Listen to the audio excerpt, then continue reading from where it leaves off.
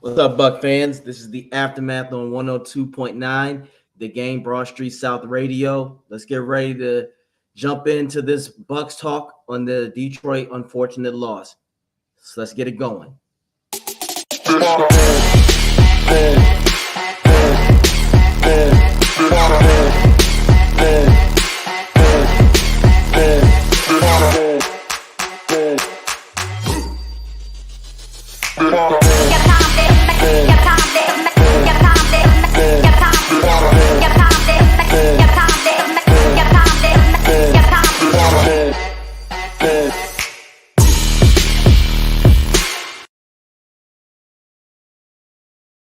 What's up, Bug fans? Again, this is the Aftermath on 102.9, the game Broad Street South Radio. It's your boy, AJ Turnup, and we got my co-host in here, Coach Slick, a.k.a. the British guy who's always fly and on standby. We're just here to discuss the unfortunate loss that the Bucs suffered against a surging Detroit Lions team, 20-6. And we're just going to discuss it. I'm sure last night was a hard night for fans, and today was even a worse day.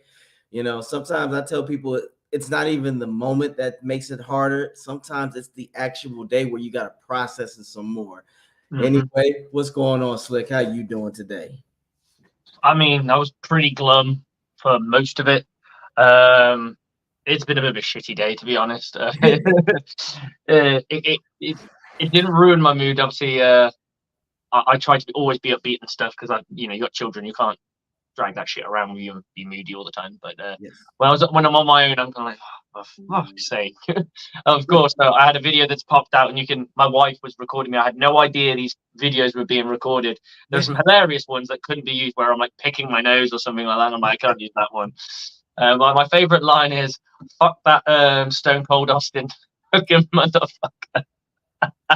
Yes. But it's all good fun, and yeah, at the end of the day, and I had a bit of back and forth with a Lions fan who's a friend of mine, who literally said to me, "I can't believe how good your defense is. Like I've not seen us go against a team that's made it this difficult. You guys are legit. I generally thought we were going to kick your ass." And I was like, and eventually they kind of did, but I think it was the case of like respect where respect is due, and it's like we just couldn't get it done offensively. I mean, there's things that the defense could have done better, but the way I look at my bottom line on this game is, it doesn't matter if the defense gave up 10 points, we're still losing that game because the offense wasn't going to score. They were never going to score a touchdown because of a lot of different things, which we'll definitely go into. Because I believe that you said it best. He had almost like a Byron Leftwich kind of day. And we did say this was one of our fears is running for the sake of running. I get the running for the opportunity, and later on those carries carry more down the line. But there has to be a built-in, I would say, like a marker in your head where you go, right, 2 scores down.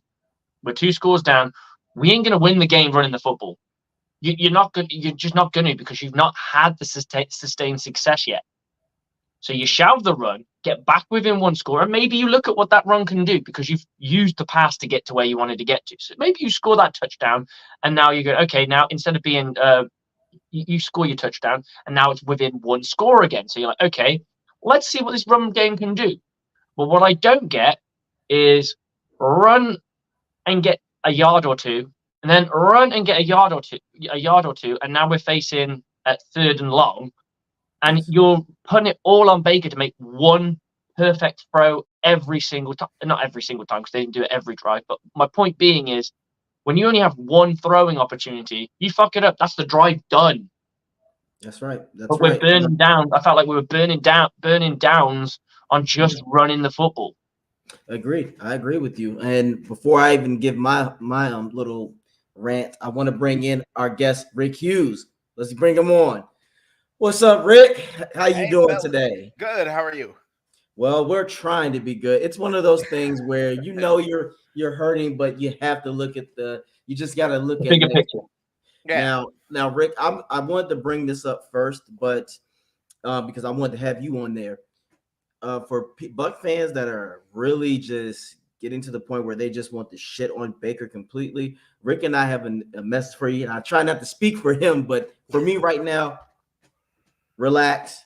One game, one bad moment. It happens. But at the same time, you have to always look at people always try to look at the car if it's messing up. It's not always the engine, it's the driver. It's who's controlling, who's steering. And what I mean by that metaphor is Canales did not set up properly this week. It was a disgusting, ineffective, and most importantly, they were intimidated by the hype of the Detroit defense, despite them losing key figures. This game gave me Bucs Steelers last season taste all over again. Disgusting. You have their star rookie out in Branch. They did not do this. I think people got to understand every quarterback is not going to be good to just make those pinpoint accurate throws on the dime. Some quarterbacks need rhythm, offensive rhythm. I think Baker thrives in a consistent rhythm. That was not it yesterday. And that's why he was messing up. Am I blaming it solely on Canales? No, but Canales played a big part. The run game is atrocious. And what I feared, it came into reality. I feared this, Slick and Rick. I said the reason why Byron's run effective was ineffective last year is because people anticipated and no one believed the run game was going to work, and that's what happened. Detroit did not believe in our run game, and but the funny thing is we were still killing them in the passing. It's just that we started the plays that we were going to in the fourth should have been done in the second quarter if you're going to do that. But that's just me, Rick. How about you? Yeah, Baker sucks. No, I'm kidding. Look, look, we got beat by a better team. Okay, brush it off. Put the creamsicles back on the shelf. Let's get ready for the Falcons. I mean, it happened. Look, the bottom line is this. We're 3-2 in what amounts to a rebuilding year. Okay? Or, I mean, most teams, when you rebuild, you suck. Right? You lose a quarterback like Tom Brady, you usually suck. Don't believe me? Check New England. Okay? The Bucs are in a great situation where even if they're rebuilding, they're still doing okay. Listen, we got beat by a better team. We're not of the caliber that Detroit is, or Philadelphia is, or probably the Chiefs or the Niners. And if you're looking at this team and going, they're a Super Bowl team, well, lay off the crack pipe. I mean, we're not a Super Bowl team. Okay? We're just not. And it's okay that we're not. It's okay to root for the team anyway. I mean, everybody, look, we got outcoached. We got outplayed. We got our butt kicked. Everybody who's looking for who do we blame? How about who do you credit? The Lions are good. All right, they beat us. When we beat the Saints, nobody was looking for who to blame. You were taking all the credit as Bucs fans. I guarantee you the Detroit fans are not sitting there looking at it going, well, this was Dave Canales. It was his problem, or Baker Mayfield, or the idiots online who think it's because we wore orange. I mean, guys, we got beat by a better team. We're not that good. We're better than a lot of other teams. We're probably going to win our division, but we are where we are. And we've won the games we're supposed to win. We've lost the games we probably should lose. We're getting a measuring stick on who and what we are as a team. We're not as good as Detroit. We're not as good as Philadelphia. Are there problems? Yeah. Listen, I'm not beyond being critical of the game that Dave Canales called. He did not call a good game at all. There was no creativity. There was nothing to this offense. There was just nothing to the offense. I don't understand the use of the running backs. Rashad White was averaging 3.7 yards a carry. So they took him out and just started running with Keyshawn Vaughn.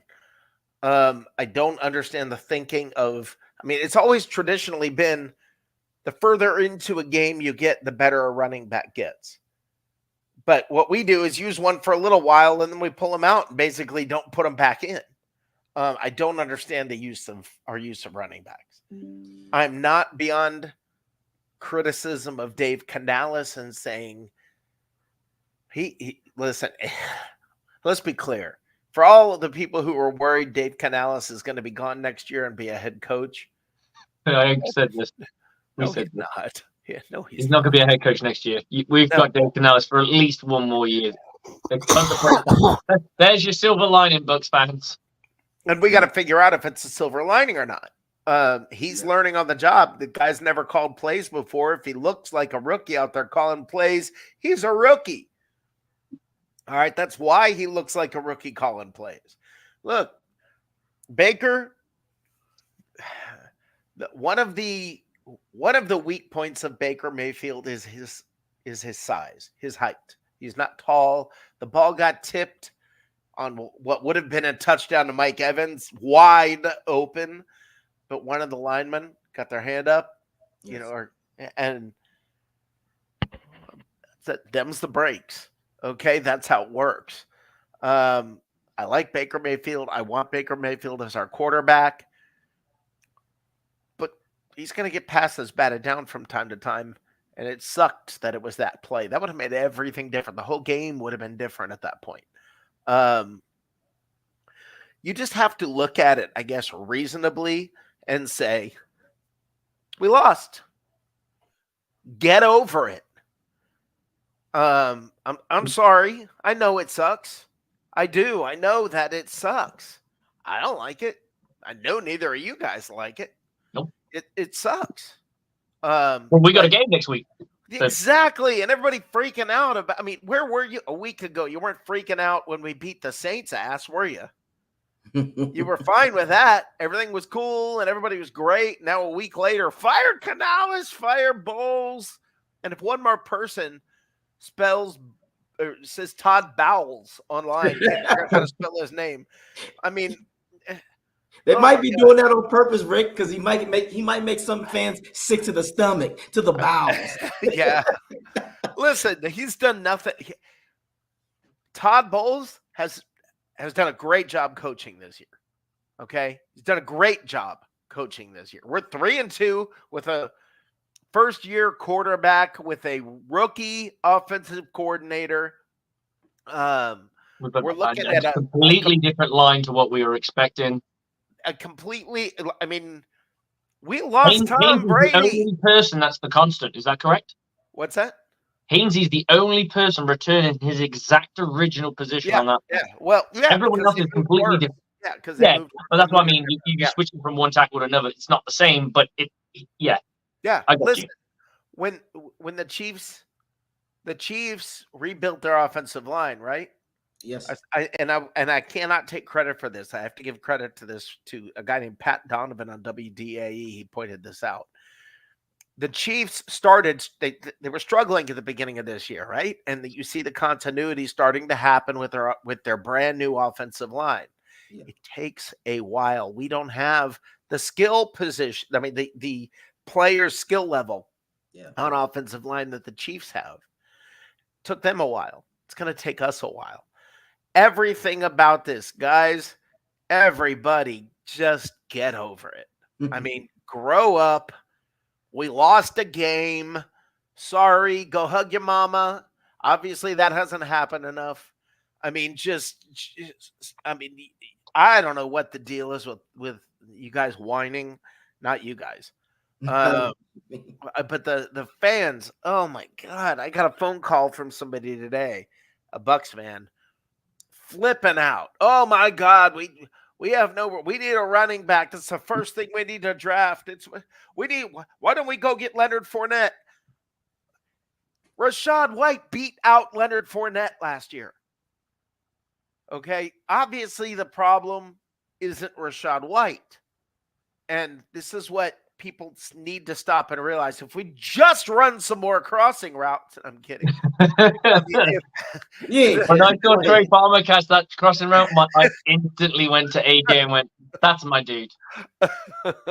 Look, the the thing is, it's not that we don't have good running backs, it's that we're misusing them. It's that what we're doing with the running backs, I don't agree with how we're using them. I don't agree. What happened to the throwing passes to running backs out of the backfield and dump offs over the middle and Pass plays. Right. What happened to I love a good toss. Everyone likes a good toss. Right. Yeah. Where's the jet sweep? Where's all of this that is supposed to?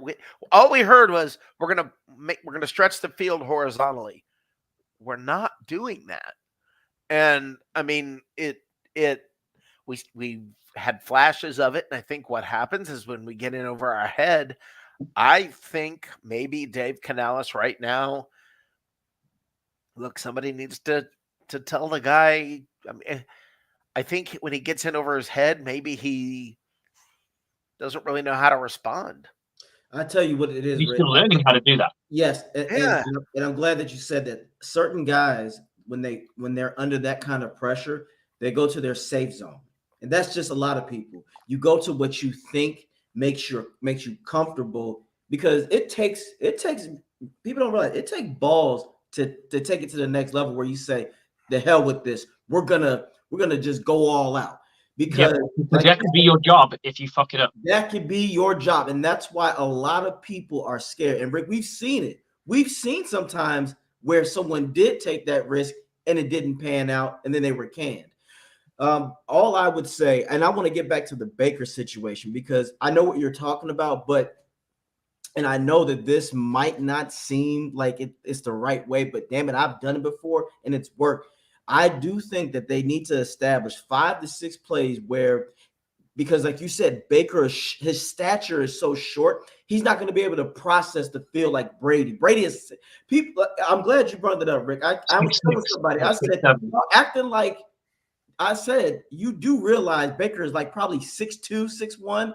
He's not 6'5". He's not 6'6". Right. So, but what I did see, if you go back to that Mike Evans situation, he literally could have lobbed the shit and it's a touchdown. But when he looked, that one split second, that's why the Detroit guy was able to jump. All Baker literally had to do was just go bam, toss it. And I say this my point is about the plays, 5 to 6 plays it needs to be. This is going to be, I'm going to this guy hands down. Now, don't tip your hat and be too obvious, but it needs to be that way, because Baker, we like Baker, but Baker's not a Brady or a Manning visionary type of guy yet. He's not going to process it as fast as they do.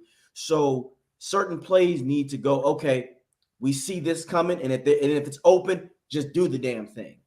But I would say that's the one play that pissed me off about Baker. But the other one was the Palmer one, because late in the third quarter, all he had to do was just stay calm. I think he panicked a little bit, because if he literally just throws it the right way, Palmer yesterday could have had 2 touchdowns, 180 yards. But everybody has bad games behind that second. Exactly. He had a bad game.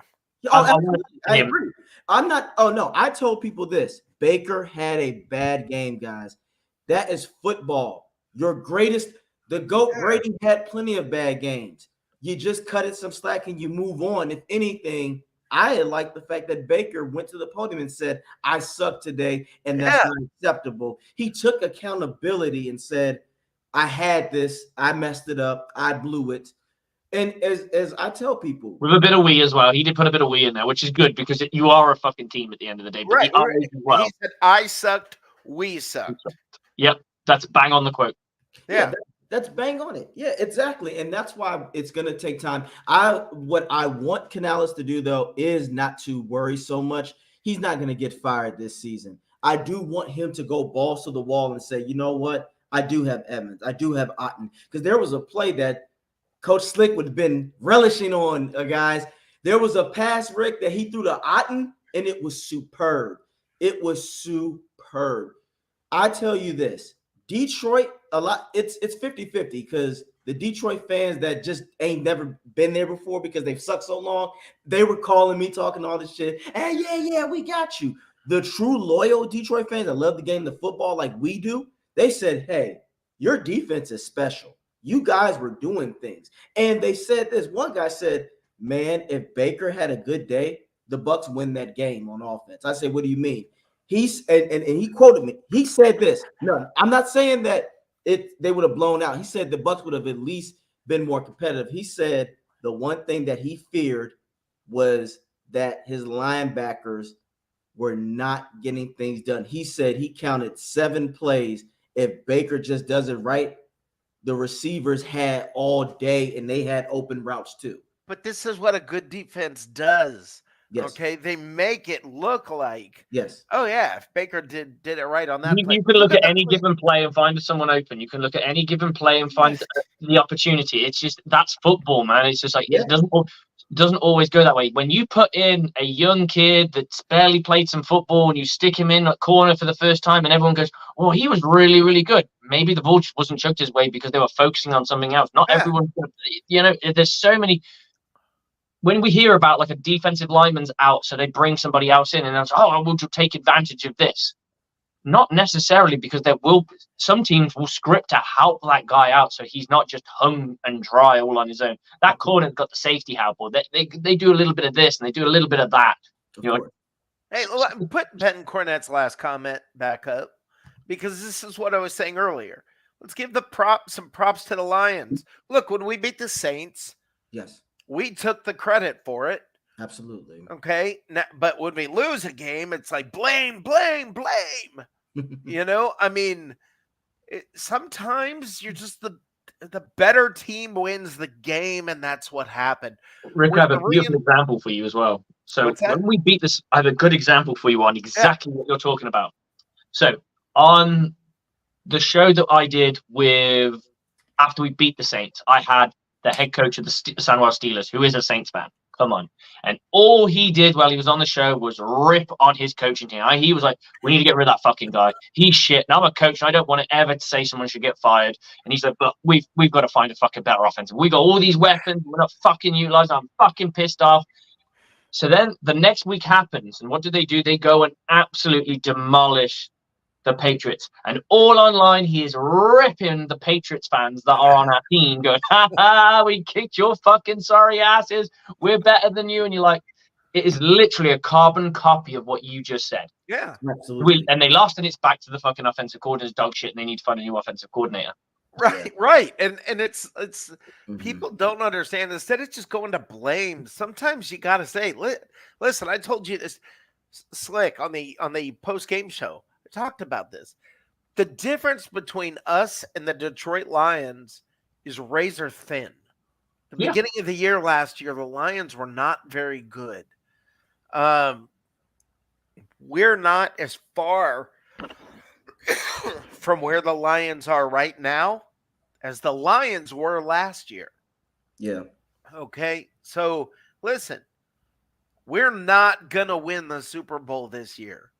So people, I know what you're talking about. I've already bought my ticket. What are you talking about?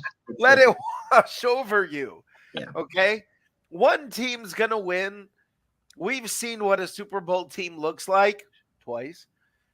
This isn't one of them. Okay. But listen, man. Enjoy your season. Exactly. And let me say this.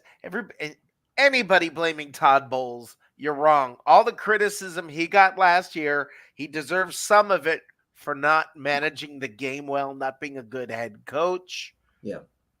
This year, I think he's been a good head coach. This year, I think he's been a great defensive coordinator, and you can see the difference in having players back on the field. It just right now, our offense is struggling. We don't have the horses on the line. Yeah. We don't have. I mean, everybody's like, this running game sucks. Well, our offensive line, listen, this is what I think we ought to do in the draft. I think in the draft, trade down, gather picks as many as you can. The only time you ever draft the only time you draft somebody is if they're on one of the lines. Yeah. Period. I mean, man, it's just it kills me that people are so critical and they're overact. They're like, What in the hell Rick, are we're spoiled. We're we thinking spoiled about? with the fan base because we have the Tom Brady years, and all of They a sudden we bitched had during the fucking immortal bitched fucking. then. They bitched then. Remember the whole stupid shit Bucks fans say? Yeah. That was during the Brady years. Yeah. Okay. Yes, you got to understand it's a different time. And this is why, and I'm not, this isn't me trying to disrespect other people, but when you know the game of football, it's different. You got people who ride off the emotions of a team, but not realizing that's not how football works. You both just said just because a player is out doesn't always mean that it's going to necessarily be an advantage. This is what good coaching does. And I do believe Detroit, they executed their game very well, and they were aggressive. They didn't care that Mike Evans and I mean, God. that block. Well, Good anything. Lord, from a good wide Lord. out. I gotta say this in the comments. Bucks Yeah. raise Bolts at 9:48. Yeah, I was Can I bring this up? Yeah, go for it. Todd Bowles. Sorry. Maybe it could Sorry. be misspelling. It could Go for be bowling. I just No. God, But yes. people learn how to spell his name. I will say this, and I'm gonna be perfectly honest. And this is why Gruden, to me, I did love the fact this is the best thing that he ever did in the Buccaneers organization. He taught the defense that being good is one thing, but I want you to be great. I want the expectations for you to go, yeah, we were good in this time, but I want you to be great, because there are going to be some points that this defense is going to have to be great. I've said this already, Rick. I told Buck fans, and Slicks heard me say this. I said, Bucks, if you're looking for the greatest show on turf, you might as well cut that shit out right now. This Bucks offense is not going to be designed that way. It's going to take time. It's going to take time. I said that the Bucks offense won't finally get a consistent gel until after week 11. And it's showing. It's showing that they have the potential. And if anything, just be happy that you see certain things going. There are going to be setbacks. This is Canales' first year. Yeah. You got to give him a break. He's not going to have everything figured out. Them as an offense is gonna have everything figured out. If we played the Lions maybe week 8, he might be swinging in that game. I'm not saying we will, but we might. We've got way more. We're way more under our belt back then, and we know what's kind of going on. Especially if we're on like a 2 or 3 win game streak, and we're going into it. Exactly. Now, guys, where did these offensive linemen come from? When did they become a part of this team? Almost all of them became a part of the team under Bruce Arians. Yes. Okay. I want to bring up Johnny's comment here. If one of y'all want to bring it up or whatever, the 957 3 yards per carry. Yes. One. Yep. Okay. I want to talk about this because the line, he says the line isn't as bad because Baker's not getting hit. This line was not built for a run game. It was built to protect Tom Brady. It was built, it's a pass blocking, pass protecting line. It is not built to, it's not a run blocking team, a run blocking line. And that's our weakness, everybody. You listen, Baker's not getting hit because we are good at pass blocking. This line is very good at pass blocking, but they are not great at run blocking. And there's a difference. Very few linemen are really good at both. Some are good at both, but Tristan Wirfs is really good at both. Which is why you should utilize plays involving him in the run game. Yes, Ryan Jensen was really good at both. Yes, but right now we're lacking guys who are really good at both. Right, and we need offensive linemen that can run block. We need Buddy. And I you guys know I like some of the stubbornness about the run game. I like it. But we've got to open this offense up more. We got to do something. I mean, this game was not for that. It wasn't for that game. This game yesterday, the passing game would have been sufficient. Anytime the Bucs were getting on the move, short passes or medium passes were killing them, and that's where Canales, I think, at that point, You have to do this because Slick said it. He said, "Why are you running the ball when you know we're down? Why are you doing this? You have to switch it up. Hell, if anything, if you do it the right way, you're passing so much. Now Detroit has to back up and don't load the box. Now, okay, run the ball. Now we do it. Sometimes overthinking gets in these guys' ways. And that's why I say Canales, in my opinion, just went, he damn near was Bowles last year, turtle mode. Like, oh, hold on. I want to call plays not to mess up. And that's what was killing this Bucs offense. Because, like I said, when I saw them taking shots in the third and fourth quarter, I said, that's cool, but you should have did that in the second quarter. Yeah. You should have done that. And I think that's what was frustrating a lot of Buck fans, because Slick and Rick, you might disagree, but when I saw the Bucs in the passing, Detroit pass rush was not affecting anybody. Gedeke had a good game. When Hutchinson was on him, Gedeke had his way with him. Can we give props to him? Absolutely. I told JT Luke Gedeke deserves props. This offensive line, as far as pass blocking, deserves props. Yes. I mean, there's that's just a fact. But listen, if our receivers can't get open, that's a problem. But the thing is this: we were able to get open against the Saints. We were able to get open against the Vikings. We were able to get open against the Bears. And anybody who says, well, those teams suck, well, we played 5 teams. 3 teams suck, 2 teams are great. Guess what happened? I mean, exactly what should have happened is what happened. We lost to 2 teams that are better than us. We beat 3 teams that are worse than us. Yep. I mean, we couldn't get open to save our lives. All right. Where was Chris Godwin? Mike Evans got open and then dropped the ball. But I disagree. If you go back and watch the game, this is where we say this. We admit Baker had a bad day. You go back and look at that damn game. Receivers were getting separation. Palmer was beating his corner like a drum. Otten was beating the linebacker. If anything, that's why I said, go back and watch that game. Detroit Lions linebackers were a weakness. It was just, there were 3 touchdowns that Baker left off the table. One was the Mike Evans ones. The other one was the Palmer one. And then the other one was to Palmer where he dropped it like at the end zone, like at the touchdown line.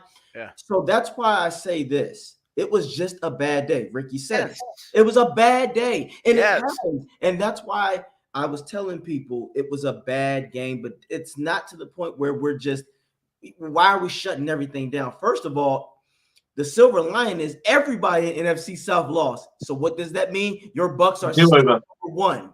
Your Bucs are still number 1. Yesterday it was a wash. It was a do-over. Yes. It was irrelevant. And now this is where I'm going to go back to the defensive side. I do want Bowles to initiate more aggressiveness. Slick, you said it. You called it. He is very stubborn in his ways when it comes to the bend or break mentality. I do honestly, in my heart, believe that if they would have played a lot more aggressive, the game could have gone absolutely. Where the heck was the blitzing? What happened? Oh, I got something to show you guys. I'm glad we brought this up, and shout out to Keith for to the dude for this. But I want you guys to look at this. What's wrong with this picture? Look at that. Look at that. What's wrong with that picture, Slick? I need y'all to diagnose that. Okay, so I want to add a little thing in here. Can you put it back up? Yep. So I can talk it through. So you got trips. Now, if this is zone, I haven't got a problem with it. Why? Because your second defender that's coming down can play flats. So that's not a problem, which means he'll pick up any deep routes that are coming through. I've got no problem with that. However, if you're playing man in this coverage, you are fucked, in my opinion. Yeah. If you play man in this, you're setting yourself up to fail.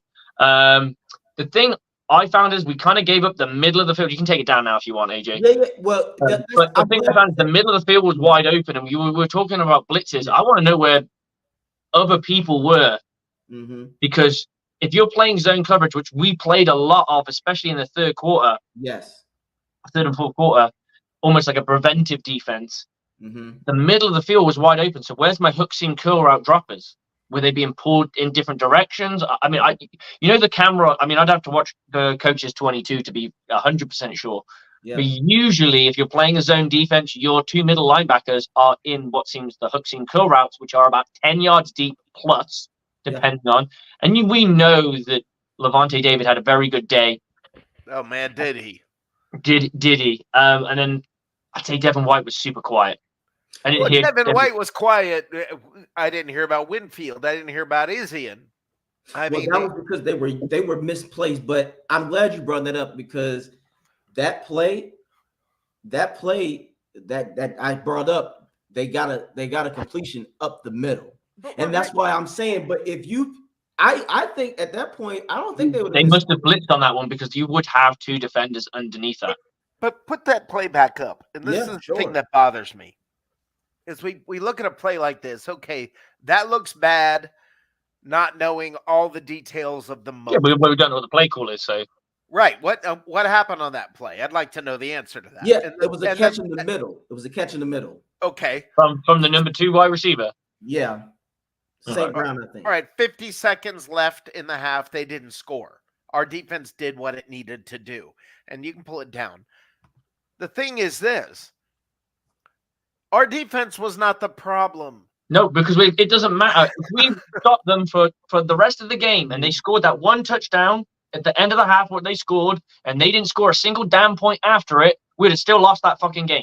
It was we weren't scoring. We weren't going to score. Right. Couldn't score in a brothel. Right. Yes.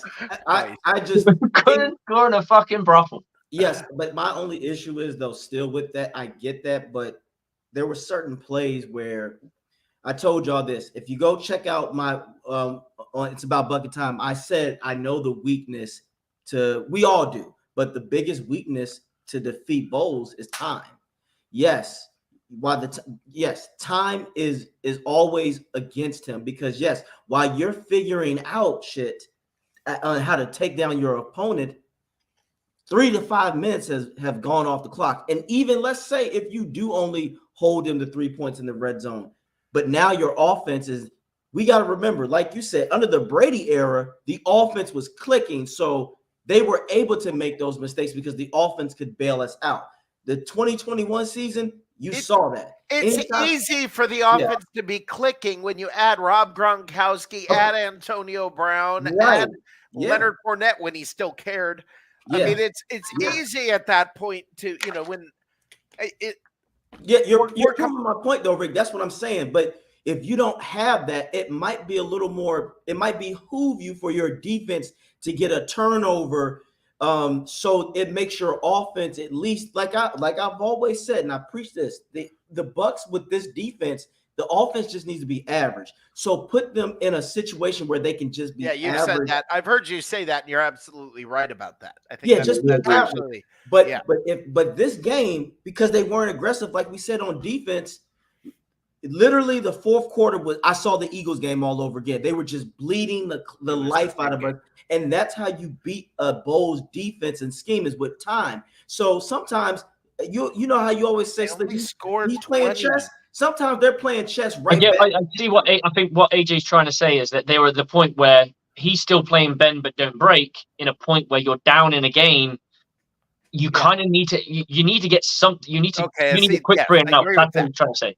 I agree with that. Listen, when he's kind of playing. Yeah, go ahead. You're bending, but you're bending to be broken. That's what I'm saying. Like you said, when Bowles is playing chess, the other person is too. Oh yeah. You might have stopped me. Doing it when we're winning, it works perfectly because it works for us, right? I agree. When you need a turnover, if the offense isn't working, then it's time you have to play that way. Yes, because then your defense is gassed, guys. I can tell you now. By the fourth quarter, I saw that shit. I said, "Oh yeah, our defense is gassed.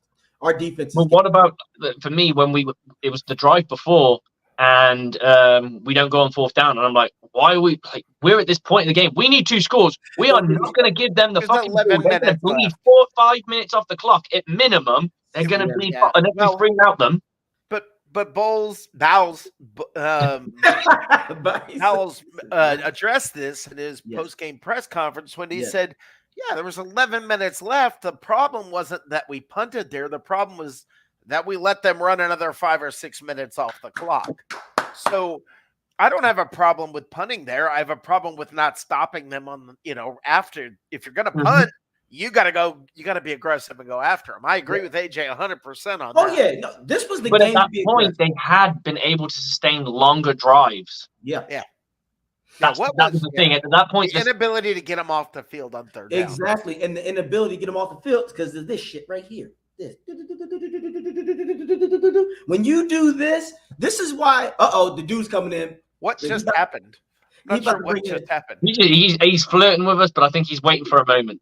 What is it? This right here kills us. This is why I do like Detroit's coach. He was very smart. He said, okay, if they're going to give you this much space, dump that shit off. Oh, yeah, Goff, you don't have to do all this. Goff did not have to be a hero this game. That was very smart of their coach. They said, yeah, just do what you got to do and make it happen, and let's bleed them out. This is why for Bowles, if you don't get aggressive, you got Antoine Winfield, you got Izzian, you have Levante. And a side note, I thought Cansey did a very good job. He was killing. Killing. Yeah, yes, he did. Why are we not rolling Baker out? You know me. I love a rollout. And look, the crossing routes, like Slick said, I know you were laughing when you saw Palmer do that crossing route. That shit was sexy. That was a sexy crossing route. It just made me think of you, and I was like, that's it. Look, but the fact is, we said going into the year we were going to stretch the field horizontally. Facts. We did. And now we're not rolling Baker out. We're running right up the middle. We are not stretching the field horizontally. The thing we said we were going to do, the whole point of what this offense was supposed to be, was to stretch the defense horizontally. And we haven't done it. Yeah. Who said that? During the game. Who said we needed to roll Baker? Dude. Oh, dude. Yeah, you are dead on correct. Oh, no, I was in a bar, yo. I downed one. Once I saw, Baker just missing, I was like, all right, shot. I did. I had to me, it was a lot of deep shots. Oh, yeah, I couldn't stomach it. But this is why I think Baker, like you said, Rick, or rollouts, this offense needs to have a rhythm. We're not there yet. When you can get a rhythm, that Baker is not Brady, guys. We know this, but most quarterbacks aren't. But your elite quarterbacks typically know how to just turn it on right there and zip it. No, with Baker, he needed just to get a rhythm. This offense needed rhythm, like you said. We're still learning. They're still learning themselves. So give them a chance, Bucs fans. They're still learning. But this is where this game, I think the thing was Detroit was more the aggressive than we were. They came in saying, we're going to punch you in the mouth. And rightfully so. Detroit was a good team. Dude is finally coming in, I think.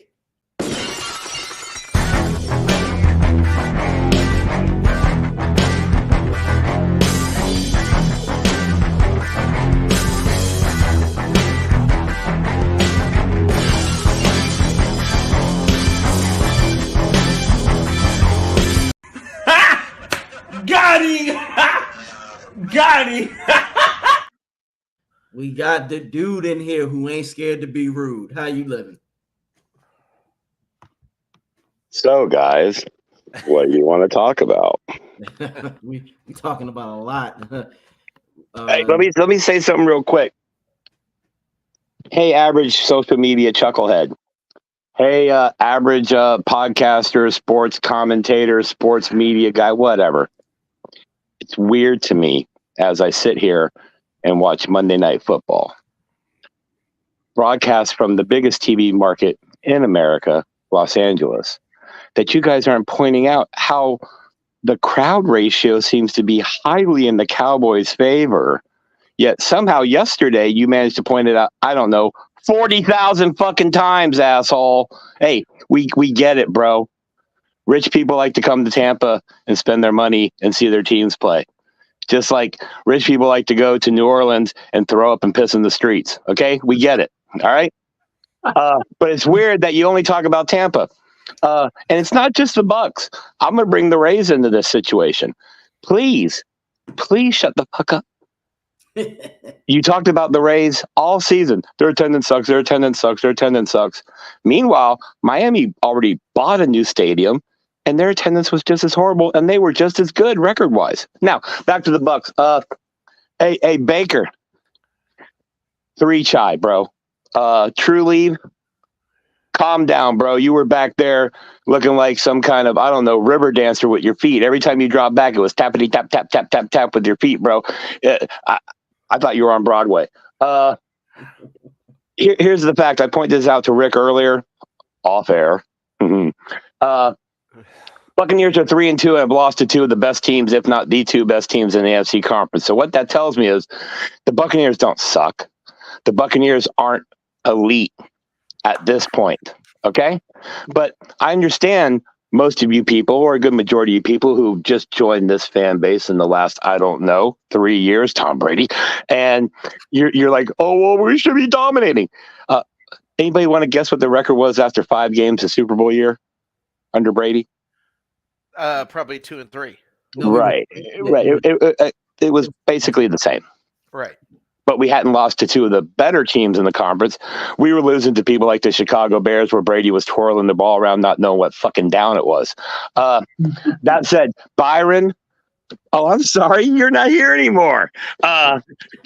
Dave Canales, hey, bro, I understand you're trying to implement the run. You're trying to make it a thing. I understand that you say it's going to take a while. I get that. I understand the process. But here's the thing, dude. The game, it's getting late in the game. You're down by 2 scores. What the fuck you running it for twice? Not only that, what are you running it up the middle twice when it hasn't worked all day today, last week, the week before, or the week before that? Dude, run the ball, but maybe be creative. And if you're down by 2 scores, I don't know, maybe throw the rock around. Maybe risk the biscuit a little bit. Okay. That said, I heard a lot of people saying that Todd Bowles, the defense played great. They did in a lot of facets. They did.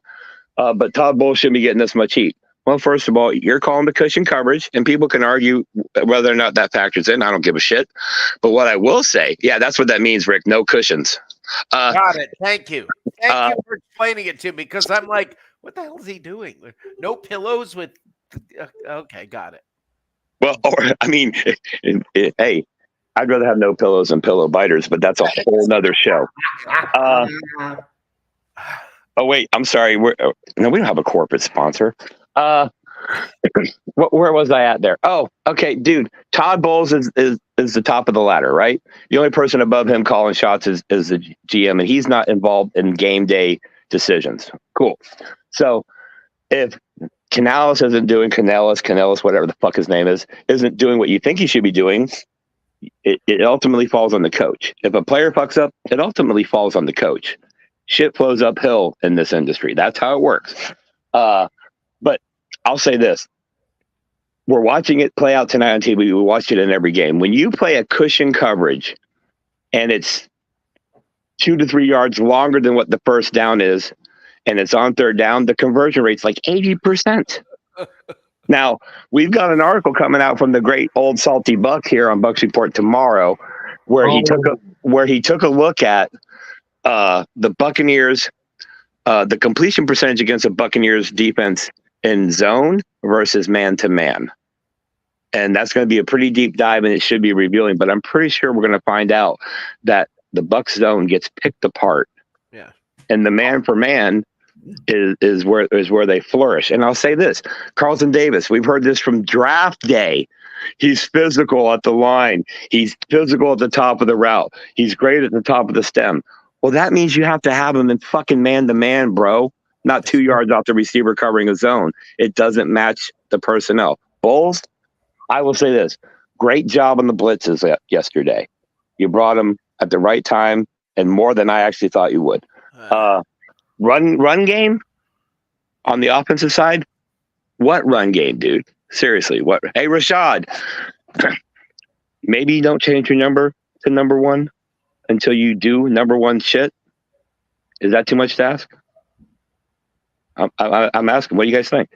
Absolutely not, dude. You haven't said anything wrong for the most part. That's what I was saying. For the most part, that Bowles is doing a good job, but I need him to do a great. I need him to implement a great job. We all said that this defense was legit. We know this shit, but you got to get more turnovers, more pressures. This shit right here, this. That's not gonna cover it. We don't need cushion. We need the pushing.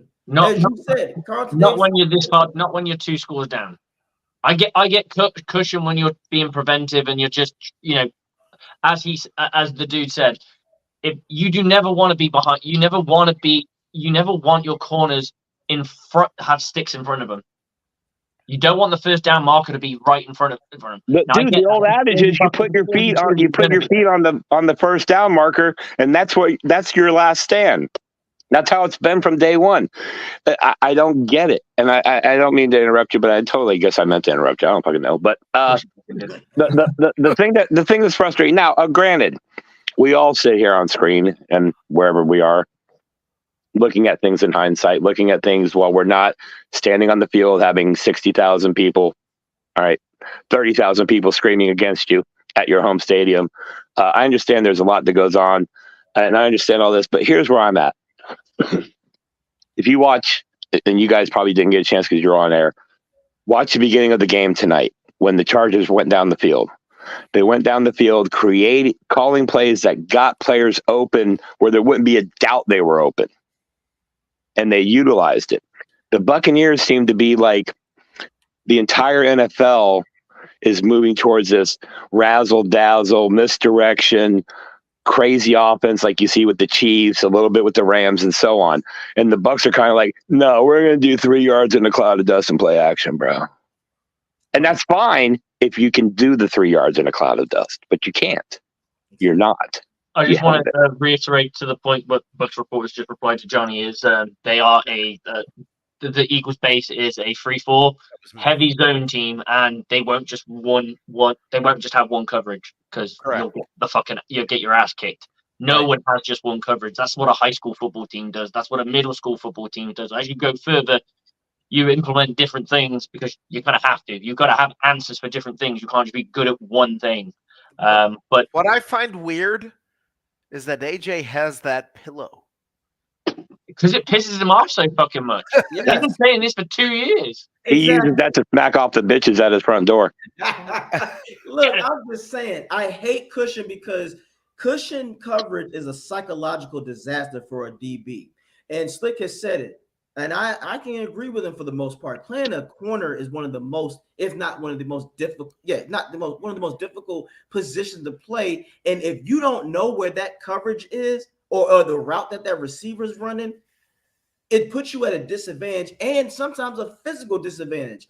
Jamel Dean wouldn't want to fucking tackle Metcalf when he has 8 yards of steam ahead of him. You setting your guys up for that failure. What if you got a Tyreek Hill and you still don't know how to play a certain coverage and instead of him going a straight route, he does a slant and you're 9 yards off of him. You're not going to catch him.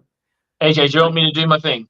Do your thing. Okay, this is why fucking it doesn't work. You are going to get beat on double moves because your instinct is you are fucking stationary. You're stood still and you are staring a guy down. You're going to potentially bite on the first or second move that they're going to show you. It's got a high success rate of double moves working against it because it's just natural to go, shit, he's running a slant. I need to come down on this.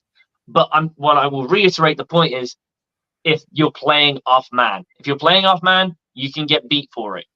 A safety has to sit there, let him run his route, and then come down on it if it's a shallow route, and then match it if it's a deep route. What you're forcing your team to do is match loads of deep routes that might not be there. And if it's 3rd down and fucking 5, it ain't going to be there because they're just going to go for a hitch. They're just going to go for an in-breaker. They're just going to go for an outbreaker. They're going to do some not funky shit, but standard shit where they go, okay, we got space there's less space to defend. In zone coverage, you can work that because you can have guys play underneath it and bracket it. It works that way. I just refuse to ripping on the defense who held Oh, no, Detroit I agree. 20, and I think we're spending, oh my God, there was cushion coverage. We put up that picture, we showed it. I agree. It's a great looking picture, and pull it back up one more time. I got another one for you because this one right here makes no sense. It's 3rd and 4. I don't give a shit what line up where he is. That's where he should be. Well, easy. I mean, if at the snap you'd take 2 steps forward, that's fine. That's my point. But actually, I don't have a problem with this one in particular. I don't either. What if you're playing 6 yards off? It's pretty normal to play 6 yards off, 5 to 6 yards off. And then look at this. Because what happens if you? Yeah, I get you. But that's in the middle of the field. That's got nothing to do with the corner. I know. I'm just saying though. But when we play, anytime we typically do play those type of positions, that's when bad things happen. That's why I believe in chaos at the line. Because if your quarterback has to do this a little too much, that is when our front 7 gets there. That's when Kancey or Shaq or JT or Yaya gets off because now the quarterback has to hesitate. A bold scheme, and like you said, unless we are winning, that's when it works. But when we are down or where it's a back and forth, now all the offensive-minded guy is going to say, you know what, I'm going to tire the fuck out of this defense. Yeah. Well, we played like we were ahead. That was where the problem came. That's my point. Yeah, they basically said, you know what, our offense can't match the Bucs defense, but our defense can overpower the Bucs offense. And that has been the whole thing, even under the Brady era. That's why the Saints were so dominant, because they ran at Brady. They said, we're not going to give you time to make any adjustments. We're going to cause chaos. And a guy at Brady, his mental stature was he didn't want to get blown up. So throw the shit away or don't want to get hit. So that's why cushion coverage for this Bucs defense doesn't work. Dude just said it best. Carlton Davis is a physical specimen, and he got blown up yesterday because Devin White and the linebackers didn't do their damn job. Look, I don't have a problem saying too much cushion coverage, but like when we put up that first picture that we put up, yes, it bothers me that we sit there and we look at that and we're like, oh no, look at that cushion coverage. Look at the whole picture. There's 50 seconds left in the half. Yes. Okay. They didn't score. Okay. The defense did what it needed to do. So I feel like you look at one picture and it can, one screen grab and it can look like, oh my God, what is he doing? Yeah. Well, it worked. Yeah. Okay. So, I mean, I don't have a problem with cushion coverage here and there. I just think sometimes when it's on 3rd down and you've got a short and you're giving up 10 yards, I can see the problem in it, especially if they convert it. When you're behind on 3rd down, I've got a way we can't run the fucking football efficiently, and we're not using the width of the field, and we're literally throwing every time I see us. We're on fucking 3rd and 2. What do? We sky the fucking ball. Why? I don't care that a guy was wide open. Just give me the fucking 1st down and live again. Because if it doesn't go to hand, there's more. The further the throw goes, the more risk there is of them not catching it. That's a fact. It is the ball is less accurate the further you throw it. And it was a blowy day at Raymond James. And people's jerseys were doing this. Yeah, and you're right. But Slick, you were also right. Sometimes your checkdowns can set you up for the big plays. That last drive, play intelligently. That's a fact. Yeah, the last down that we had in the 4th quarter was despicable. And like you said, it doesn't help that Baker had a bad day, which I can forgive that. They all had a bad day because thank you. As much and as we're going to lose games. How many games does everyone have? How many games does everyone have us losing? Just off the top of the head. I have 6. What I had 6 or 7. 6 or 7. So we've only lost 2 games. Yes, I'm perfectly good with that. Well, we're talking like the fucking sky's falling down. No, that's my point. That's what I'm. Thank you, Slick, because that's what I'm saying. We're gonna lose games, though. We're gonna lose at least, even if we have the best, even if we only lose to the elite teams in our schedule, we lose 4 games. We lose to Buffalo, we lose to San Francisco, right? The Bills. I'm coming. San Francisco and the Bills, right? That's what I said, Buffalo and San Francisco, right? And then 2 trap games somewhere. I think the Texans might be an actual trap game for us because the way that they played the Saints and Carolina. Yeah, you have a point, Slick, and Sprouts CJ is doing the I damn think thing. it's But Atlanta at home is gonna be Atlanta in Atlanta is gonna be a tough win. That could be a tough one too. Right. I think we'll beat the Texans. I maybe. think yeah, well, I'm listen, man, every week's a maybe. All right. We're 3-2 team. Every week's a maybe, okay? But I think we've shown when you take a team that's pretty good, like the Saints, we can embarrass them. Okay, so I look at the Texans and I go, yeah, all right, we can. I think we can beat them.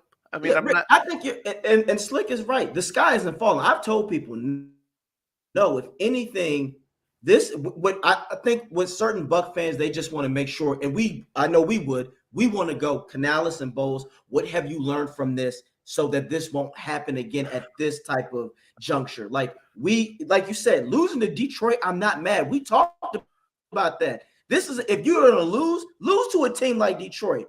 It's for me. I wouldn't want us to get blown out 45-0 from the Panthers. Then we might have some talks. But yes, this is all we want. If I could honestly talk to Bowles or Canals, I'd say, hey, you know what you did was wrong. What do you think? And fix it.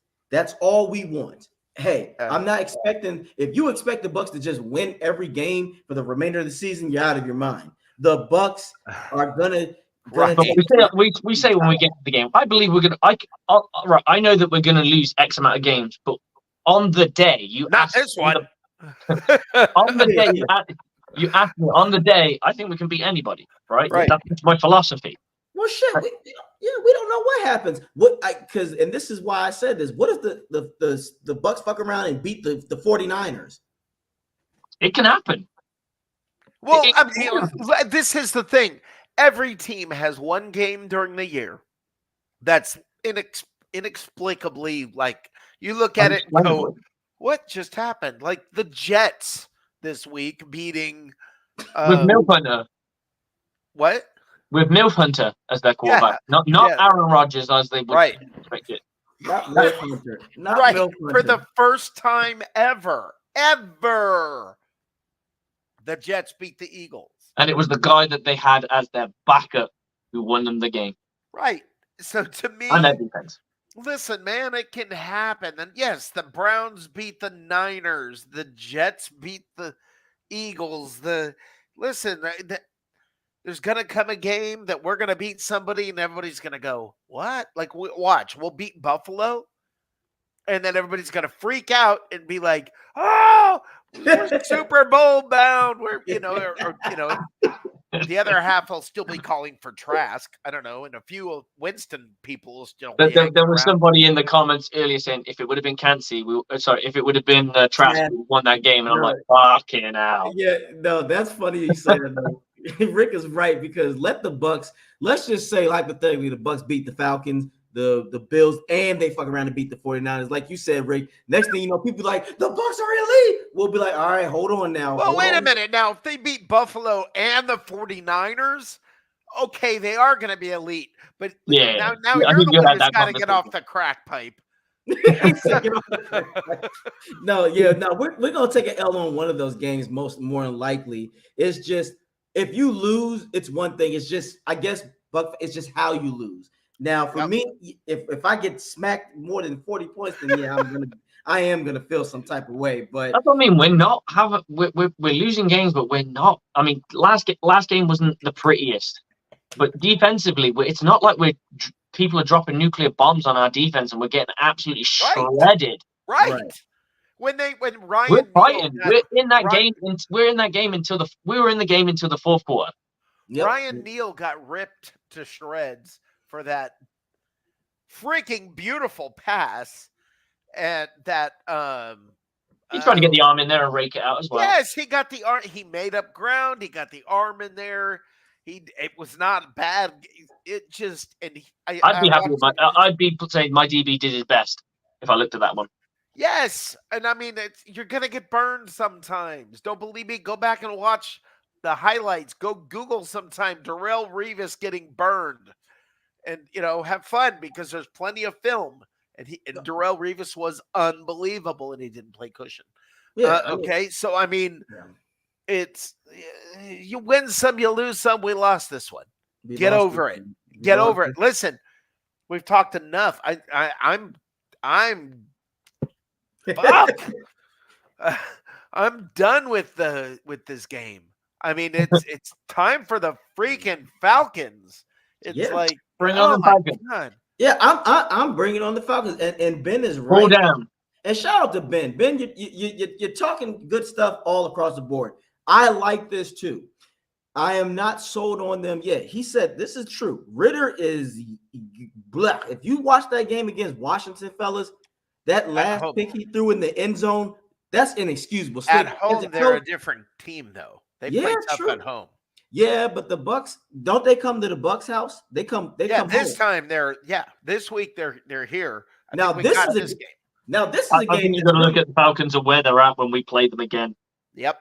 Yeah. If, Now if the Falcons are at home and they have a decent record at that point where they're still competing, then I think they can be a problem. Okay. If they're not and they're down and out and they're fucking done, I think it could be a one. No, I feel you on that, and that's why though I am. I do. This is a more important game for the Bucs. Now, Buck fans, if you really want to talk about it, this game right here is more important because this is a divisional, foe. We want to beat them. We want to beat them because that keeps us ahead, and that puts them away. Like you said, Slick. Let's say if the Falcons go on a 3 to 4 game losing streak. That's a big deal. Like you said, they might not have any fight later on. They might just say, "All right, guys, let's just get." Which I think will happen now that teams have film, with what they're doing now with the running.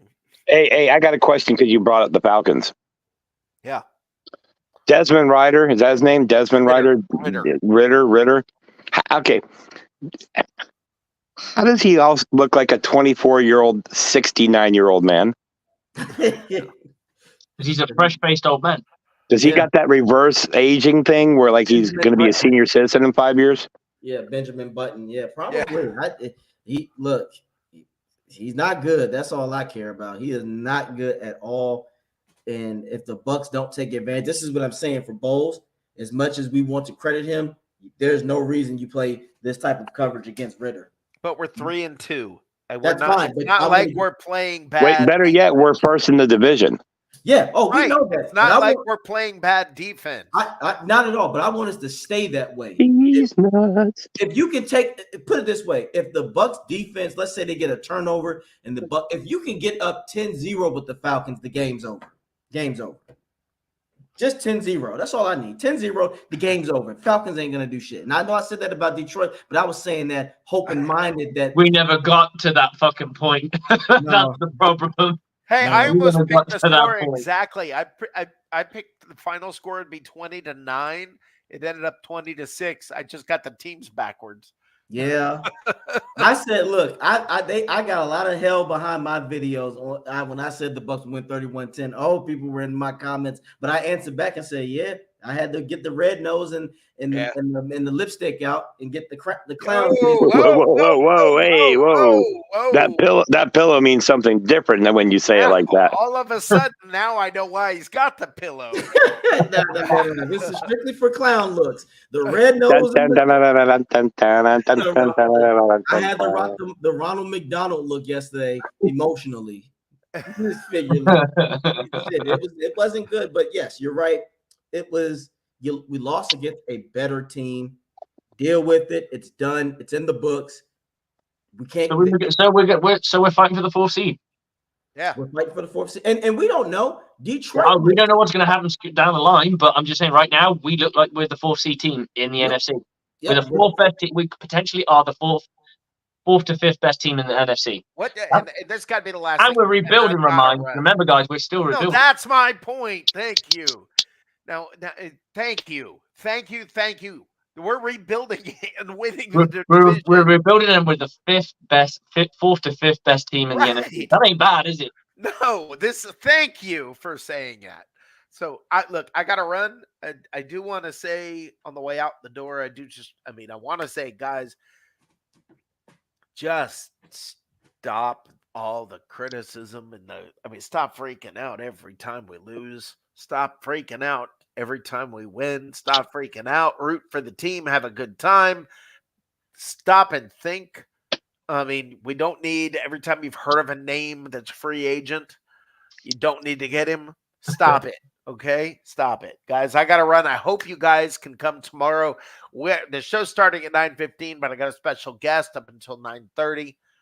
I mean, show's starting at 9. If you guys can be there at 9:30 tomorrow, I would love to have you guys come on. Get me, sign me up. All right, Yeah. Bucs Live. We're all there for you, brother. All right, we will be there tomorrow night on Bucs Live. It's going to be a lot of fun. We've got the all the stupid stuff Bucs fans say, and you guys, man, the fans brought it for us this week. It was beautiful.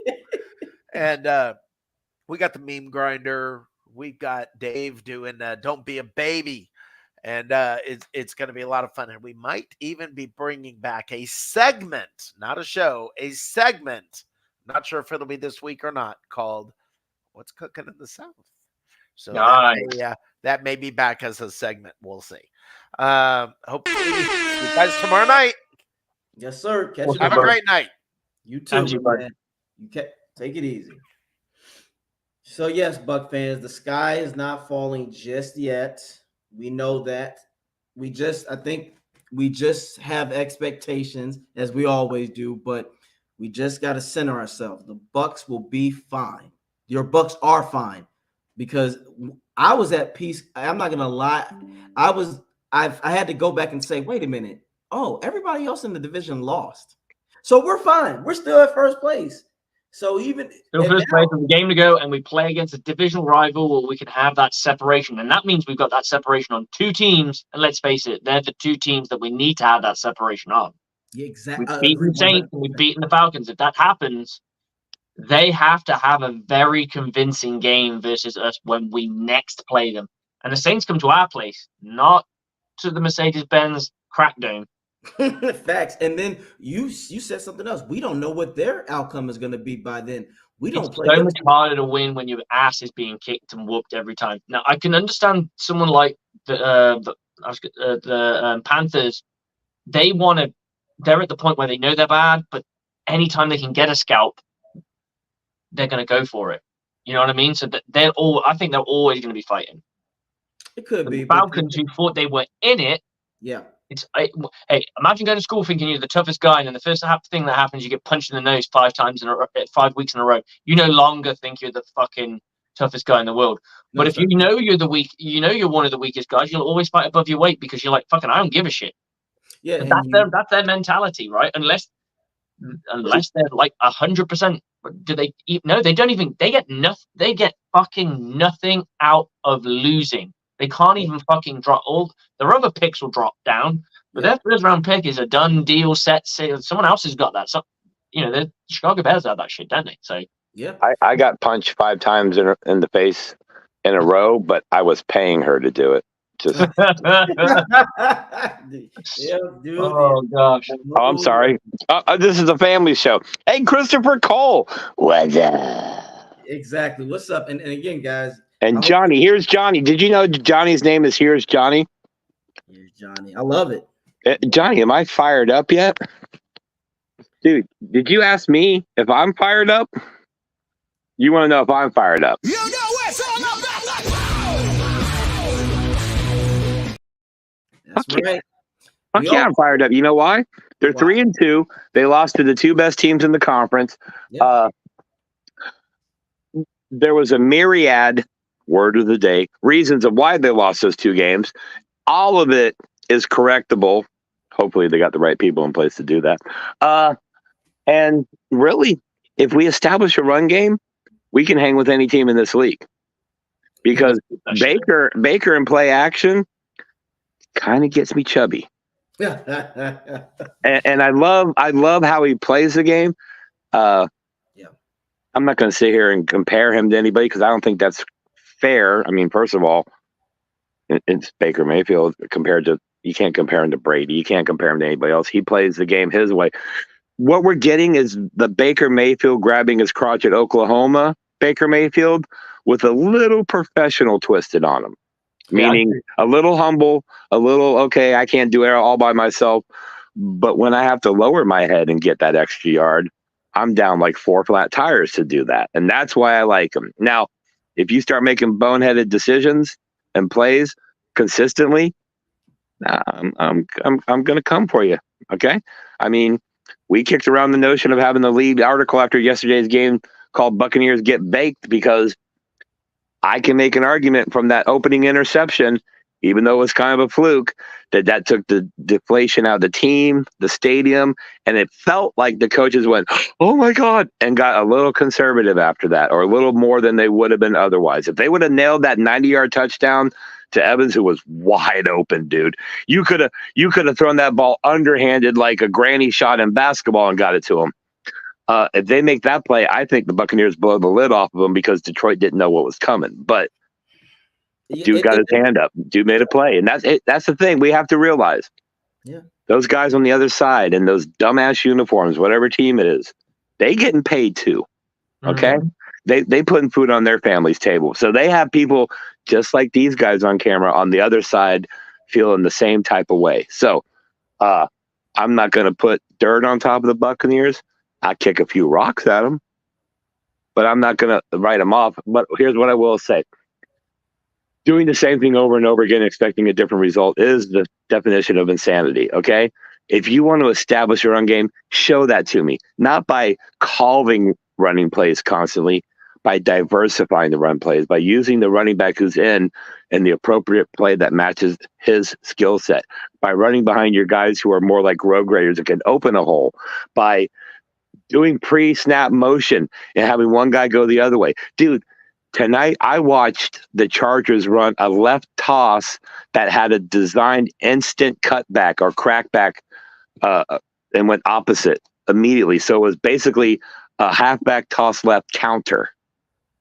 I mean, stuff like that. And Rashad, pick a hole and hit the fucking thing. You're a big boy. Do you need to bulk up? If you think you're Eric Dickerson, sure. But hit the hole. Here's what I also say. If the line is collapsed and you're supposed to be going up the middle, bounce it to the outside. But don't bounce it or stutter step every time you get the ball. That stutter step, more often than not, allows the guy to fill the gap. So just you play within yourselves. Coaching staff, call the plays and the schemes that fit the personnel on the field. Ryan Neal, why are you sprinting backwards pre-snap? You're either supposed to be there or you're not. Who you think you're fooling? Also, cushion. I'm on Team AJ. I don't want cushion at all. I don't even like zone coverage because I think any good quarterback that has enough time can pick apart any zone coverage. I like man on man, which doesn't sound good now that I said it. I like man to man coverage, up on the line, bump them off there, use the 5-yard rule to get that chuck in, put them off their timing, put them off their rhythm, get in their face, piss them off, hard-nosed football. But I'm an old fat guy that sits in a chair, watches the game, so, take it for what it's worth. Now, I hear you guys. It's just, for me, when it comes to cushion coverage, it just, to me, deflates the intensity and the cycle. I'm not a big fan of it, but it's not the reason we're losing. That's all I'm saying. Is I'm not a fan of it because it goes against my philosophy anyway. But it's not the reason we're losing. If we were losing games because of it, then yeah, I completely. If we were in a shootout and we're doing that shit, there's a reason we're in a shootout. Right. You know what I'm saying? So that's where I sit with it. I don't like it because it's against my philosophy in coaching, but it's not the reason we're not losing. It's not the reason we lost. That's all I'm saying. No. But I don't like it. When you bring that cushion, I celebrate that cushion. Yeah, I fucking hate it too. And how many times has it been successful dropping someone like they into coverage? Stop it. Yeah. I don't. I can understand using people like Shaq and JTS. And he's gonna blow his knee out doing that shit, dude. Yeah, he could do. Here's what dude. He's 350 pounds. You drafted him to hold the line. Keep him on the line. Cool. All right. Shaq Barrett, I can understand dropping back every now and then, but he's not good at it. JTS, he seems like that's what he can do. hasn't really excelled at it. I understand you got to love edge rushers, so they're never always going to be those kind of guys. But out of those, they're probably the most athletic enough to do. Yeah. That's what I'm saying. I can understand the edge. I can even understand Will Golston every once in a while dropping back. He's long and lanky. But Vea, who is bull-legged because he's got all that weight pushing down on the center of his body there, his knees. What do you expect him to do on a jerk route? What are you going to have him do on a jerk route, bro? Fold in half? Die? I mean, come on, bro. But this is nitpicking. Here's the real thing. If the Buccaneers hit that first pass and doesn't get tipped and intercepted, and a couple more players, Trey Palmer makes a couple plays that he couldn't quite make, Devin Tompkins, it's a totally different game. So it's not like Detroit came in and took someone's lunch money. All right. Philly kind of did. They bullied us a lot of the way, even though we were still in it. But Detroit just, they had better coaching and better execution yesterday. And that's what it was. Do I think this team can? I still think watching 5 games, a little over a quarter of a season, I still think they're a 10-win team, if not more. But if you continue to run the ball this way, you can win 12 games. When you get to the playoffs, you're done. You're done. Right. So run the ball. And if they can't run the ball, get someone that can run the ball. Damn right. Yeah. But hey, I'm gonna go. Wait, we're live in, let's see, UK, DC, and Florida. Yeah, I'm gonna go smoke, man. I wanted to make sure I could say that. I want to shout out to 1029 The Game, Broad Street South. I want to shout out to everybody in the comment section: Johnny Dean, Eric Moreno, Christopher Cole. We'll get Eric Moreno next time. Next time, you can come on, bro. Yeah, Eric, you can come on and pick it. Big thanks to the guys here on screen. Game day at Bucs Report is more fun than game day anywhere else. Why? Because we're fans and we're going to talk shit. And that's why we're here. All right. Shout out to everybody on social media that follows us. We appreciate it. Johnny, you have a great jerk route. Yeah, you do. That's why you got 9 kids, you dumbass. You got to learn to pull out. But realize this, Bucs fans. This isn't the Tom Brady Bucs. This isn't the Bruce Arians Bucs. And what this is I think we're seeing a team find its identity. And I know that's cliche, but that's what it really feels like. They don't really quite know what they are on offense yet. And I think that this coordinator can get out of Mayfield what he got out of Geno Smith. And if they can do that, Bucs fans, you're going to have a lot of shit to talk to Saints fans at the end of the season. Because I don't know about you, but I know who that is.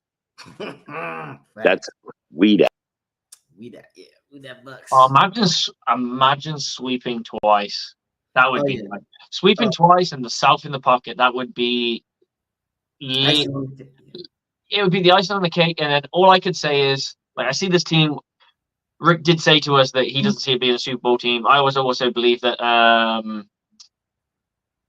Once you're in it, you can push forward because you can have that mindset of why not us? We've seen this with the Cincinnati Bengals. They had no right being in no Super Bowl based on it, but they were, and they did it because they had that mentality. Sometimes the mentality and everything.